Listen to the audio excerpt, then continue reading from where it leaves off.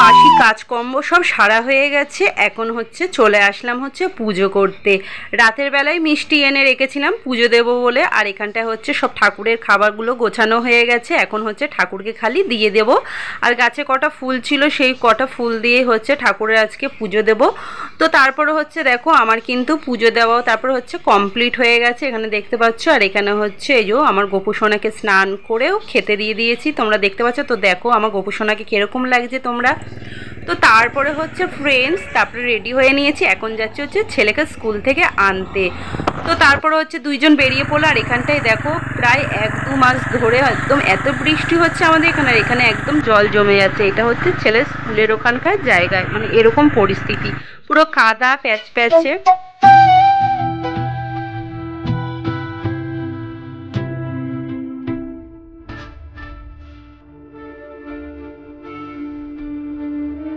তো তারপর এখানে দেখো বন্ধুরা ছেলেকে স্কুল থেকে নেওয়া হয়ে গেল, আর ছেলের সাথে আমার মনে রাত ধরে কথা নেই, একটুখানি রাগারাগি হয়েছে। তো ছেলে একটু কথা শুনছিল না বলে ওর সঙ্গে আমি কথা বলা বন্ধ করে দিয়েছি। তো ও আমার হাত ধরে ধরে আসছিল, কিন্তু আমি ওর সঙ্গে আর কথা বলছিলাম না, আমরা নিজেদের নিজেদের মতনই আসছিলাম। তো তারপরে ও যেহেতু পড়তে যাবে বাড়িতে মানে গিয়ে, তো তার জন্য এখান থেকে হচ্ছে সকালবেলা একটু টিফিনটা কিনে নিলাম। দেখতে পাচ্ছ বাড়িতে এসে ঢালাও হয়ে গেছে পরোটা আর ঘুগনি। তো ঘুগনিটা বেশ সুন্দর করে বাচ্চাদের খাওয়ার জন্য, পুরো মানে হালকা পাতলা, তো খুব ভালোই বানায়। তো তারপরে হচ্ছে ফ্রেন্ডস এখানে দেখো ছেলে এসে খাওয়া দাওয়া করে স্নান করে ও কিন্তু পড়তেও চলে যাচ্ছে। তো আমার সঙ্গে কিন্তু তখনও আমার কথা হচ্ছিল না। হাই ফ্রেন্ডস, তো এখন হচ্ছে ছেলে চলে গেছে হচ্ছে পড়তে। আর স্কুল থেকে আসার পথে তো তোমরা দেখেছো পরোটা নিয়ে এসেছিলাম কিনে, তো ওই পরোটা খেয়েছে আর খেয়ে চলে গেছে। আর আজকে ও নিজেই স্নান টান সব করলো, একা করেছে। কালকে আমি খুব বকাবকি করেছি, খুব অনিয়ম করে।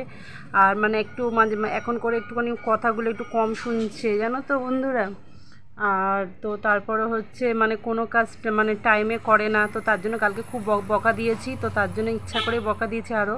তো তার যে মানে যাতে কাজগুলো মানে টাইমে টাইমে করে, তো তার জন্য দেখো কালকে বকেছি, বকাতে আজকে হচ্ছে স্কুল থেকে এসে স্নান করে নিয়েছে, একা স্নান করে নিজে নিজে আবার বই গুছিয়েছে, বই গুছিয়ে তো এখন পড়তে চলে গেছে। তো এই হলো ব্যাপার। তো চলো ফ্রেন্ডস, আমরা ঘেমে যাচ্ছি, ফ্যান বন্ধ করে কথা বলছি। আর এখন হচ্ছে কচু কেটে রেখেছি, এতক্ষণ গাটি কচু কাটছিলাম। তো কাটতে কাটতে তো এখনও রান্না বসায়নি, তো ওইক্ষুনি চলে গেছে। তো আমাকেও যাওয়ার সময় আমাকে বললো মা আসছি। তো আমার হাসিও লাগছে, আমি আর বেশি কথা বললাম না, তো বাড়ির সামনেই মানে পড়তে যায় জানো। তো তারপরে আমি একটু হাসলাম, তারপর ও চলে গেছে। তো এই হলো ব্যাপার। তো চলো ফ্রেন্ডস আমি রান্নাটা বসাই, হ্যাঁ অনেকটা লেট হয়ে গেছে, 12টা বাজে। তো চলো তোমাদের সাথে একটু কথা বলে নিলাম। তো চলো পরে আবার কথা হচ্ছে তোমাদের সঙ্গে, ঠিক আছে? চলো।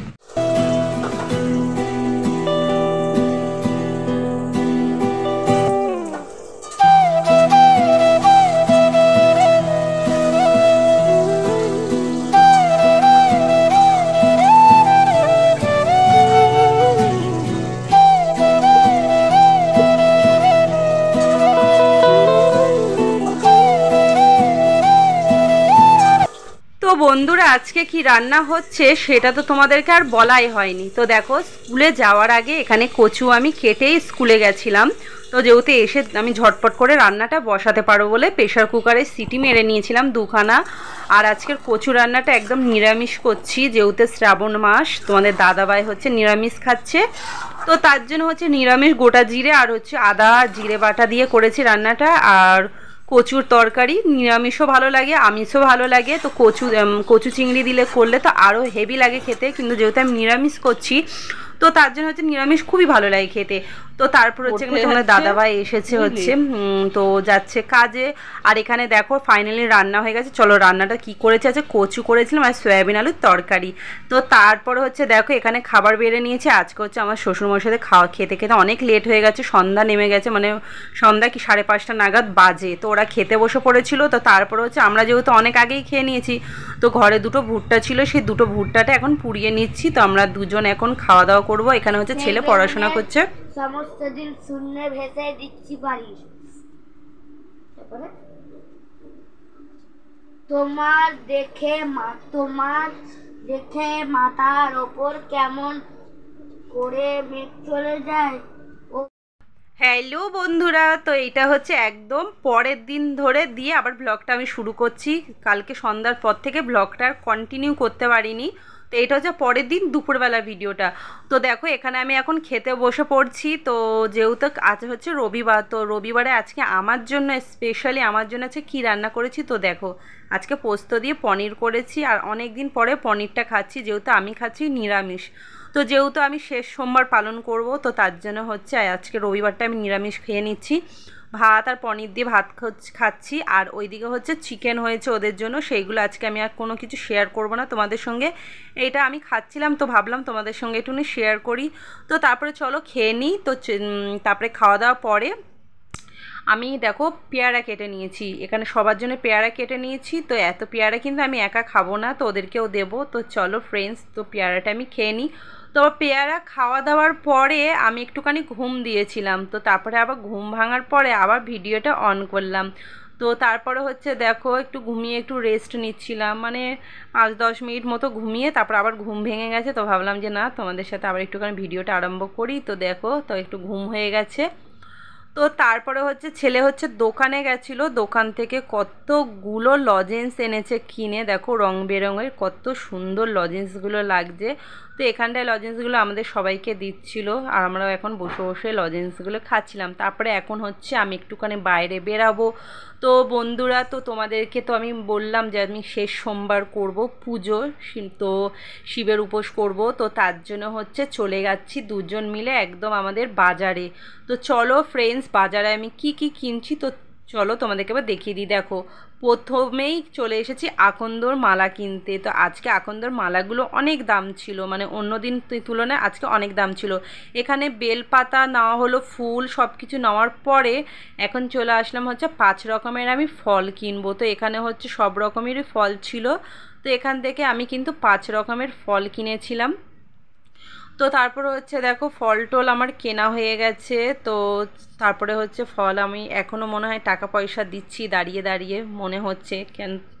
তো তারপরে হচ্ছে আমি চলে গেলাম। তো ছেলে বলছিল মা আমি একটু ফুচকা খাবো। তো ফুচকা খাবো বলে দুজন হেঁটেই যাচ্ছি, ফুচকার কিন্তু দেখা নেই। তো তারপরে ছেলে বলল যে মা এক জায়গায় ফুচকা পাওয়া যায়, চলো আমি দেখেছি। তো এখানটায় দেখো বলতে বলতে এই যে একটা ফুচকা কাকু ছিল, তো এখানটায় আমরা চলে আসলাম। তো তারপর হচ্ছে ফুচকা তো খেয়ে নিলাম দুজন মিলে। তো এখনও খাইনি, এখনও হচ্ছে আলু কাটাকাটি পর্ব চলছে, লঙ্কা টঙ্কা কাটছে কাকুটা। তো এখন আমরা খাইনি। তো ছেলে দেখো ফুচকার জন্য অপেক্ষা করছে দাঁড়িয়ে। তো তারপরে হচ্ছে পাতাও দিয়ে দিয়েছিল আমাদেরকে। তো পাতা দিয়ে দেওয়ার পরে এখনও ফুচকাটা দেয়নি, জানি না কাকু এতক্ষণ কি করছে, মাখামাখি করছিল কাকু না। তারপরে ফাইনালি ছেলেকে দিয়ে দিচ্ছে, দেখো ছেলে একদম একবারে মুখে নিয়ে নিয়েছে। তো তারপরে হচ্ছে শ্বশুরমশাই বলেছিলেন যে বাজারে যাচ্ছিস আমাদের জন্য একটু চপ কিনে আনবি। তো তার জন্য এখানটায় খুব সুন্দর গরম গরম একদম ভাজা হচ্ছিল আলুর চপ, আর হচ্ছে বেগুনি সিঙ্গারা না বেগুনি হচ্ছিলো। তো আমি আলুর চপ নিয়েছিলাম। তো খুবই টেস্টি ছিল আলুর চপটা, আর এখানে দেখতেই পাচ্ছ তোমরা, তোমাদের দেখলেও জিভে জল চলে আসবে। তো বাজারের সামনে এই কাকিমাটা বিক্রি করছিল, তো আমাদের বাড়ির সাইডেই থাকে। তো বাজারে মানে চপ বিক্রি করেন, নতুন মানে দোকান খুলেছে। তো ভাবলাম যে দোকান খুলেছে নতুন, তো এখান থেকে একবার খাওয়া যায়। সত্যি খুবই সুন্দর চপটা, একদম পুরো মুখে লেগে থাকার মতন মানে খেতে। তো চলো ফ্রেন্ডস, হাই ফ্রেন্ডস, তো তারপরে আমি চলে আসলাম একদম সোমবারের সকালবেলার ভ্লগ ভিডিও নিয়ে তোমাদের সঙ্গে। তো দেখো তারপরে হচ্ছে চলে আসলাম হচ্ছে দেখো পুরো একদম মন্দিরে এসে ভ্লগটা শুরু করলাম। আর এখানে আমার ছেলে ভিডিওটা করছে, একদম নড়ছে চড়ছে। তো ওকে বলছিলাম পাপা ভালো করে ফোনটা ধরো, ও বলছে আমার হাত ব্যথা করছে, এই করছে, কত অজুহাত দিচ্ছে। তো তার জন্য তোমাদের সঙ্গে সেরমভাবে ভিডিওটা আমি শেয়ার করতে পারলাম না ভালোভাবে। তো বাচ্চা মানুষ তো ফোন মানে ভালো করে ভিডিও করতে পারে না। তো এই হলো ব্যাপার। তো চলো ফ্রেন্ডস, আমি যতটুকু পারলাম তোমাদের সঙ্গে শেয়ার করলাম।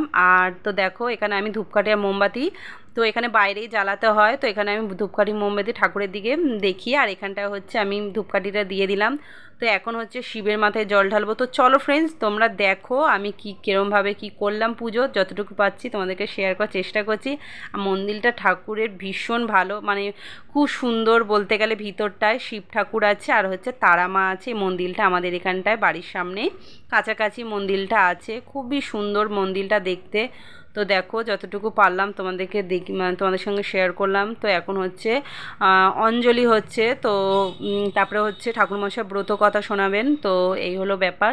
তো চলো ফ্রেন্ডস, তোমরা দেখো আমি কি কি করি, আর তোমরা দেখতে থাকো, আমার সঙ্গে থাকো।